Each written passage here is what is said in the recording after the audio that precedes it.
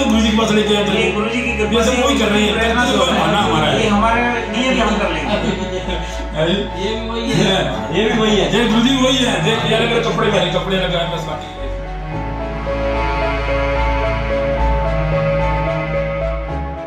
हमने इसको नहलाया धुलाया, कटिंग वगैरह जो भी इंसानियत के नाते हमारे से सेवा हो सकी वो हमने इसकी की। तब इसको पूछा भाई तेरा नाम क्या है, कुछ ठीक हुआ?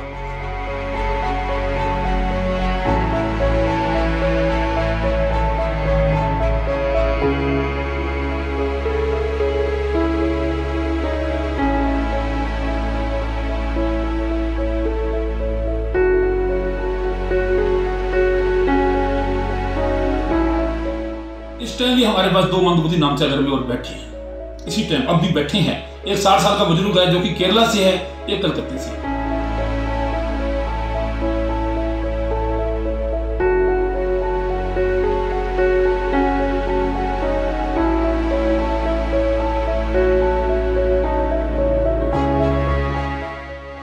गाड़ी चला, घर चला, गाड़ी लगी, घबरा मत बेटा, घबरा मत, चल रहे हैं सोमनाथ, घबरा मत बेटा, गाड़ी में छोड़ के आएंगे, इधर से छोड़ के आएंगे ना सर।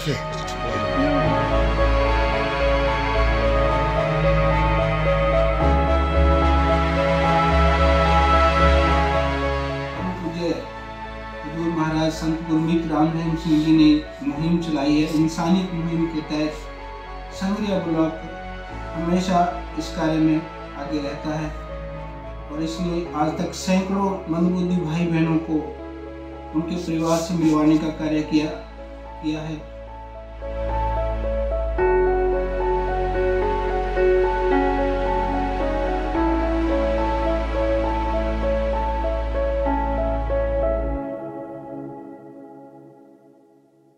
नमस्कार दोस्तों, सभी का सच कहूं हिंदी न्यूज चैनल में स्वागत है।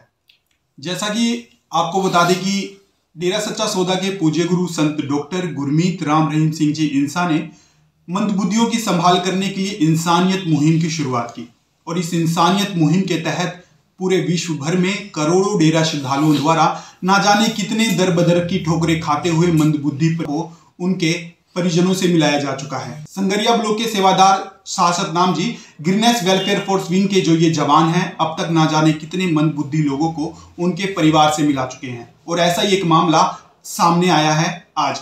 तो हम आज आपको ऐसे एक इंसान से मिलवाएंगे जिन्होंने पूज्य गुरु संत डॉक्टर गुरमीत राम रहीम सिंह जी इंसा की पावन शिक्षाओं पर अमल करते हुए दिन रात मंदबुद्धियों की सार संभाल करने में जुटे हुए हैं और आज भी यहाँ पर उस व्यक्ति को लेकर आए हैं जो लगभग महाराष्ट्र से 1.5 माह से अपने परिवार से बिछड़ा हुआ था। आज उनका परिवार अपने भाई से मिलने के लिए यहाँ पर आया हुआ है। तो हमारे साथ हैं लालचंद जी इंसा जो शासन नाम जी गिरनेस वेलफेयर फोर्स विंग के जिम्मेवार हैं। हम उनसे बातचीत करते हैं। लालचंद जी, आज आप यहाँ पर पहुंचे हैं डेरा सच्चा सौदा आश्रम में, आपका क्या मकसद हुआ आज यहाँ पे आने का? अच्छा तो बहुत हो गया जी, पिताजी ने आशीर्वाद दिया, उनके परिवार से उनको मिलाया। ये सब सतगुरु की रहमत है जो इतना महान काम पिताजी करवा रहे हैं हमसे जी। ये तो वही सब कुछ वही जानता है, वही करवा रहा है, हम तो कुछ भी नहीं है जी। तो ये आपकी टीम जो मंदबुद्धियों की संभाल करती है, क्या कैसे आप ये मैनेज करते हैं, किस तरह से आपकी पूरी ये कार्य प्रणाली रहती है?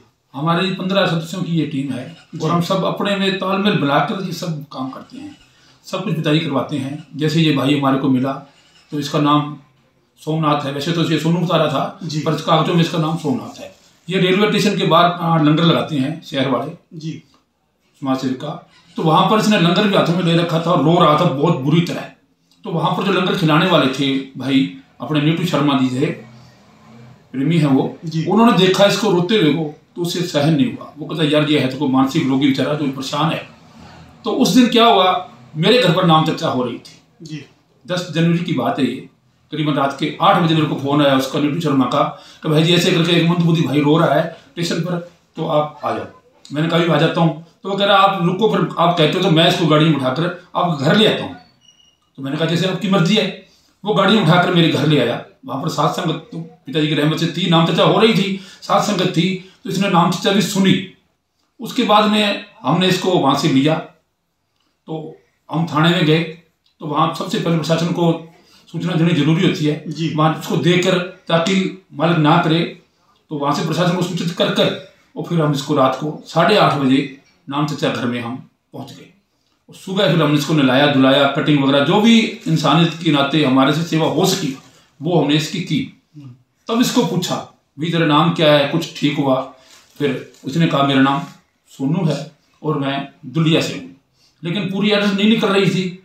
दुलिया जिला है, एड्रेस पूरी नहीं निकल रही थी। हमने बहुत कोशिश की अपने हिसाब से, हमारे भाइयों लोगों ने बहुत किया, जैसे भी उनसे हुआ मीडिया से और से जब का सबका सहयोग मांगा। तो आखिर क्या हुआ कि 8 तारीख को हमारे को मीडिया के जरिए हमारे भाई लोगों ने सबने मेहनत की। तो फिर हमारे को 8 तारीख को 8 जनवरी को हमारे को बहुत खुशी का ठिकाना नहीं रहा जब हम इसके घर तक पहुंचे मीडिया के जरिए। जब से घर तक पहुंचे तो इनसे बात हुई, इनके भाई से बात हुई, तो ये कह रहे भाई हमें अभी चल रहे हैं चलने को, हमें तो परेशान हो गए ढूंढते ये रोने लग गए। और इनका दुख देख के हमारे को भी रोना आ रहा था कि यार चलो मालिक ने हमारे को ये सेवा बख्शी है, तो सतगुरु जाने तुझसे इंसान है हम छोटे छोटे मालिक के आगे। तो पर उसने वो करना तो उसने ही है, वो सब कुछ करवा रहा है। तो ये 8 तारीख को रात को 9 बजे या 18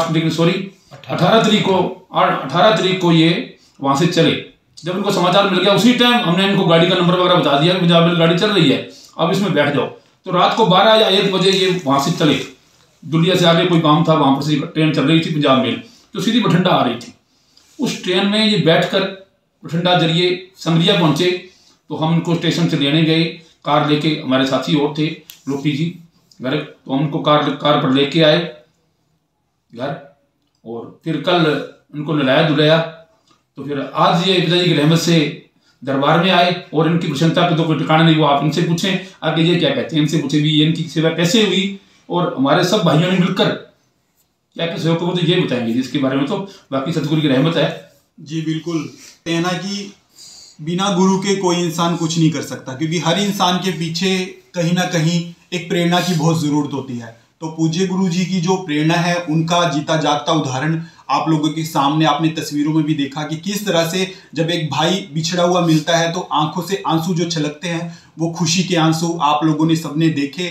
तो हम इन लोगों से भी बातचीत करेंगे। तो अभी इसको लगातार ढूंढने में जुड़ा था, क्योंकि कितना भी करो मेरा भाई है छोटा। मैं इतनी कोशिश करा, बहुत कोशिश करा, मैंने उधर ही ढूंढते बैठा। मेरे को मालूम नहीं था कि ये परदेश में आके बैठेगा, परदेश में घूम जाएगा, मेरे को मालूम नहीं था। मैं उधर ही ढूंढ रहा था लगातार 1.5 महीने से मैं लगातार ढूंढती, मेरी कोशिश चालू थी ढूंढने की। पर ये चाचा अपने वाले बड़े पापा उनने हमको कॉल करा, 1.5 महीना हुआ कंप्लीट, 1.5 महीना हुआ। फिर इनका कॉल आया मेरे को, वो बोले तुम्हारा भाई बोले हमारे तरफ है बोले। जैसे भी इनने कॉल करा, जैसे भी हमको ट्रेन नंबर बताया, कौन सा गाँव अपना ये भटिंडा स्टेशन बोला। मालूम नहीं, कभी देखा नहीं हमने, कभी आए भी नहीं ना, कभी सुना भी नहीं नाम हमने इन गाँव का। वो कान के ऊपर सुने तो हम भाई अचानक विचार करने लग गए क्या मेरा भाई उधर कैसे रहा होगा, कैसे रहता होगा, कौन सी दुनिया में होगा, कैसा होगा क्या नहीं होगा, ऐसे विचार आने लग गए हमको। विचार मतलब मैं डायरेक्ट पूरा हिल गया, मेरे घर वाले पूरा हिल गए। भाई इतने दूर जाके बेटा राजस्थान में कैसा होगा, कपड़े होंगे क्या नहीं होंगे, कैसा होंगे ऐसा नहीं।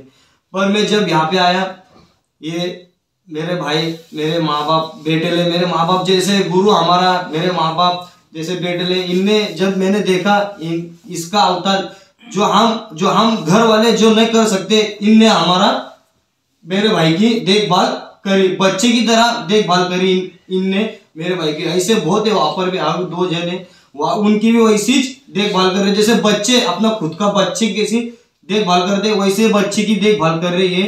इनका बहुत बहुत शुक्रिया, बहुत बहुत धन्यवाद। इनको इनकी दुआ मिलो भगवान से, गुरु से इनकी दुआ मिलो कि भगवान कभी जिंदगी में कभी हमारे जैसे और बहुत आते रहेंगे, बहुत जाते रहेंगे, ये हमेशा कामयाब हो हमेशा, ये बस। आज आपने पूज्य गुरु जी से भी आशीर्वाद आशीर्वाद तो पूज्य गुरु जी के जो आशीर्वाद आपको मिला, आपको कैसा लगा यहाँ पे? एकदम बढ़िया लगा, एकदम मतलब मैं तो धन्य हो गया यहाँ पे आके, क्योंकि मेरा भाई भी धन्य होगा यहाँ पे आके, क्योंकि इसकी विच्छा नहीं हो, जो बोलते ना विच्छा भी नहीं होंगी, उसने विचार भी नहीं करा होगा इसने कि मैं ऐसी जगह पे जा पहुंचूंगा। और इसके साथ साहित्य में हम भी धन्य हो गए। और हमारा जो है ये मेरा मेरा बहन का पति है जी। पावना जीजा, ये मेरे साथ में ढूंढते ढूंढते हमें निकल पड़े। जो होगा बोला वो देखा जाएगा, पर भाई को लेके आएंगे। पर लेकिन छोटा भाई है, बचपन में माँ गुजरी ले हमारी, अनाथ भी 2022 में 20 में के अंदर पिताजी गुजर गए, ध्यान हो गए। बस हम ये भाई है। पिताजी की मृत्यु के बाद ही शायद इनकी मानसिक जो स्थिति वो खराब हुई, वो खराब हो गई। हाँ, इसकी वजह से ये इसकी वजह से ज्यादा भटक गया। वो भटक के ट्रेन चलती, वो ट्रेन के अंदर ये ट्रेन छोड़ी, वो ट्रेन में बैठा, तो वो ट्रेन में जब बैठा तो डायरेक्ट परदेश आ पहुंचा। मतलब उसने देखा भी नहीं मैं किधर आके फंस जाऊंगा, किधर क्या करूंगा। वो क्या बोलते हैं उसको, ज्यादा टेंशन ले लिया उसने, टेंशन के कारण किधर ही भटक गया। हम उधर ही ढूंढने लग गए। 1.5 महीना हो गया, कंप्लीट 1.5 महीने से ढूंढते। तो आज तो आप बहुत खुश होंगे कि आपका भाई बहुत खुश है हम, क्योंकि जो घर वाला बिछड़ जाता और जब बिछड़ने के बाद मिल जाता उसकी तो जो खुशी होती महसूस वो बयान नहीं कर सकता इंसान। बिल्कुल बयान नहीं कर सकता। जो खुशी मिलती आंखों से निकलता आंसू। जैसे मैं तो इसका भी जितना धन्यवाद करूंगा, मेरे भाई लोगों का भी उतना ही धन्यवाद करूंगा। मैं बहुत धन्यवाद करूंगा उनका, बहुत आभारी उनका भी, जो इसका साथ दिया, इसको रखा संभाला। उनका बहुत धन्यवाद। गुरु जी का भी बहुत धन्यवाद। धन धन सदगुरु तेरा ये आसरा। सवाल मेरे ध्यान में ये आ रहा था कि मान लो आपको हर तरह के लोग मिलते होंगे, अलग अलग राज्य से होते हैं, अलग अलग देश से भी हो सकते हैं, तो उनकी लैंग्वेज की बड़ी प्रॉब्लम होती होगी। बिल्कुल। तो ये समस्या सबसे बड़ी मुझे लगती है, तो इसको आप मैनेज कैसे करते हैं? इस समय अभी जो हमारे जो नाम चर्चा घर में एक केरला साइड का जो बुजुर्ग है, तो उसकी भाषा हमें समझ नहीं आ रही। हाँ जी। वो केरला साइड का भाषा बोल रहा है, लेकिन भाषा की वजह से उसके परिजनों का पता नहीं चल रहा। पूज्य हजूर महाराज जी से यही निवेदन है कि उसकी भाषा को हम कैसे समझें और उनकी मेहर से उनका परिवार मिल जाए तो उनकी बड़ी कृपा। तो बाकियों की जैसे भाषा में प्रॉब्लम आती है उसको कैसे तो आपने कैसे? उसी भाषा का वहां से कोई बंदा ढूंढते हैं। जैसे हमारे वहाँ बंगाली लोग रहते हैं, अच्छा, तो कोई बंगाल साइड का आ जाए तो फिर उनको हम बुलवाते हैं, तो वो बंगाल साइड की भाषा को समझ के हमें कन्वर्ट करके वो बताता है सर। तो उसी के हिसाब से हम फिर उनके परिजनों तक पहुँच जाते हैं। तो आप देख सकते हैं वाकई में ही ये जो डेरा सच्चा सौदा का दर है, रूहानियत और इंसानियत का यहाँ पे जो पाठ पढ़ाया जाता है, उसके आज जीते जागते ना जाने कितने सैकड़ों ऐसे उदाहरण हैं। तो आपने आज सुना, इनके विचार सुने और ग्रीनेस के जो सेवादार हैं उनसे भी बातचीत हुई, ये किस तरह से इन मंदबुद्धियों की संभाल कर रहे हैं। तो हम जितने भी दर्शक हैं इस वीडियो को देख रहे हैं, हम उनसे भी अपील करना चाहेंगे कि एक बार अपने कमेंट के जरिए इनको सैल्यूट जरूर करें। और हम भी इन ग्रीनेस के सेवादारों को सैल्यूट करते हैं जो अपनी जान जोखिम में डालकर दिन रात की परवाह ना करते हुए ऐसे नौजवानों को उनके परिवार से मिलवाने का काम कर रहे हैं। किसी की माँ से उसके बेटे को मिलाने का काम करते हैं, तो किसी की बहन से उसके भाई को। ऐसे ही ना जाने कितने नौजवान आज अपने परिवारों में खुशियों की सौगात लेकर अपने पूज्य गुरु जी का और अपने जो हमारे सेवादार हैं उनका धन्यवाद करते नजर आ रहे हैं।